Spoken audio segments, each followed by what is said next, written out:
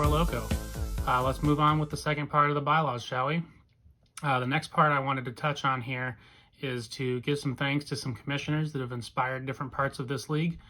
The beginning of this section, I say, welcome to my creation. I really hope you enjoy playing in this league as much as I've enjoyed dreaming it up.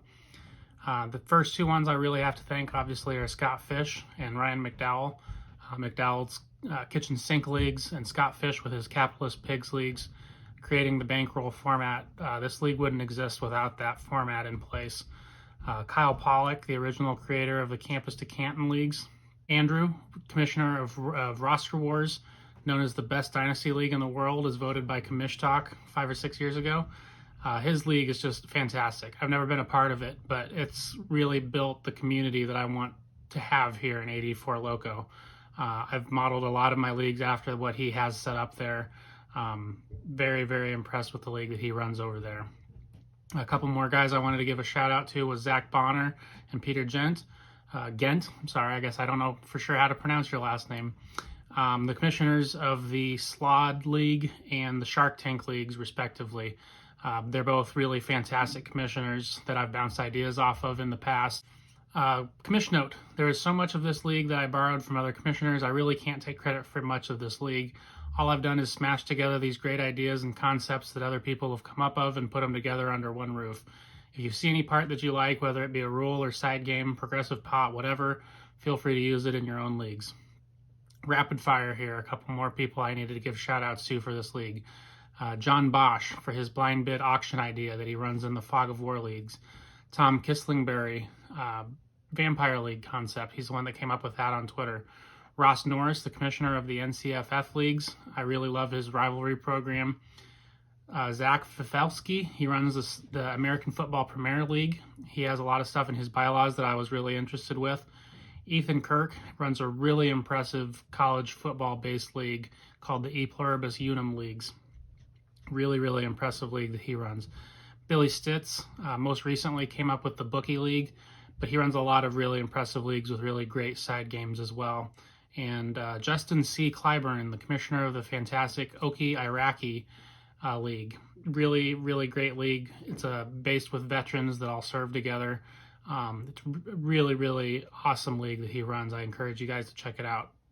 I imagine long ago decided to already gloss over this opening section, giving shout outs to other commissioners, but really I had to give a shout out to them because this league just, I couldn't have come up with the things that are in this league if somebody else didn't already do a better job coming up with them.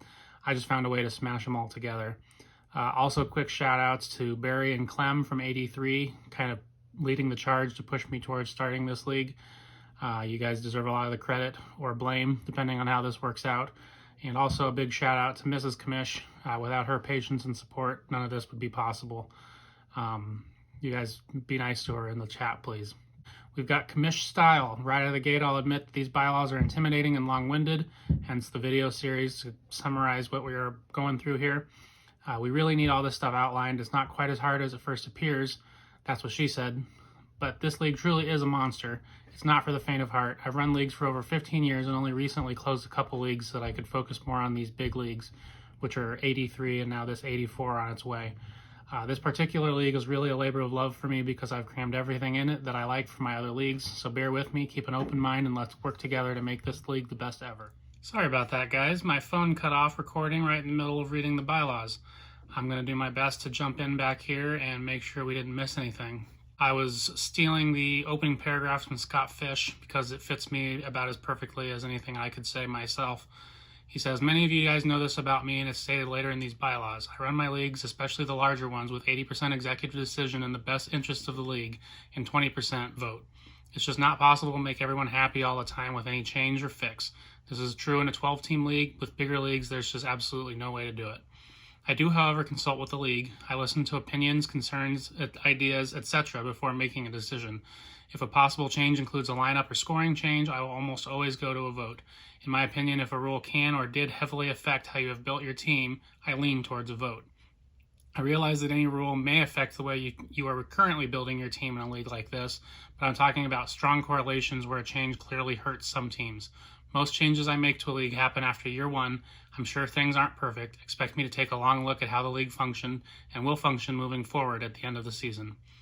That's absolutely true. When I've taken so many different concepts that are by themselves make very complicated leagues, some different loopholes exist that we just could not possibly foresee before we get here.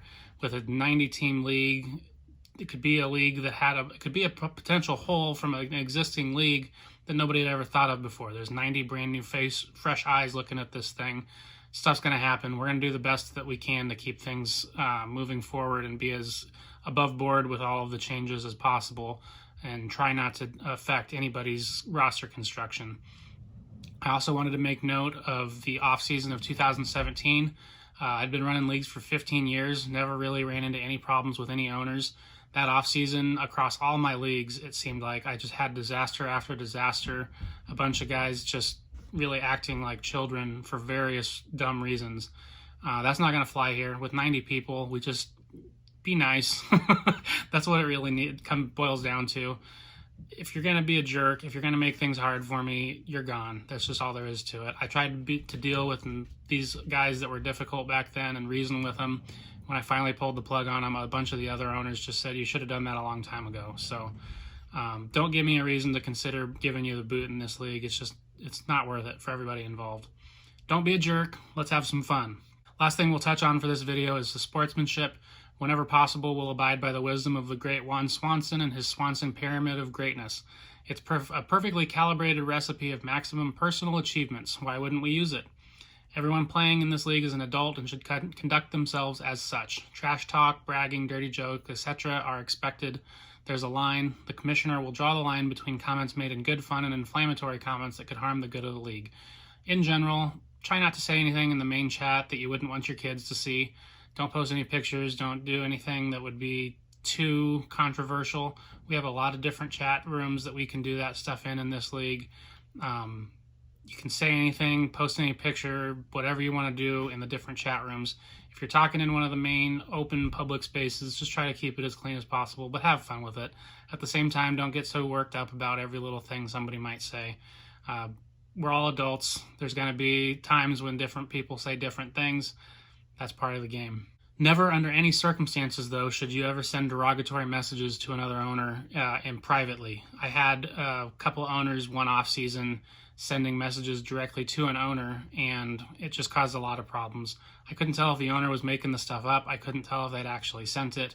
I just don't do it. If you're going to say something about somebody, do it in the public chat where everybody can see it. Say the stuff. Have the guts to do what you got to do in public. Don't go after a guy in private. The two main building blocks from the Swanson Pyramid of Greatness that we want to focus on is honor and cursing. His take on honor: if you need it defined, you don't have it. And with cursing, there's only one bad word: taxes, which unfortunately we do have in this league. If any other word is good enough for sailors, it's good enough for you. So there you have it. Be cool and don't cross the line. I could go into a lot of stuff in this video, but I'm going to cut it short there. Hopefully my camera didn't shut off on me again this time. We will jump into important owner rules and league construction in the next video. So with that, thank you very much for watching. Talk to you later. Thanks.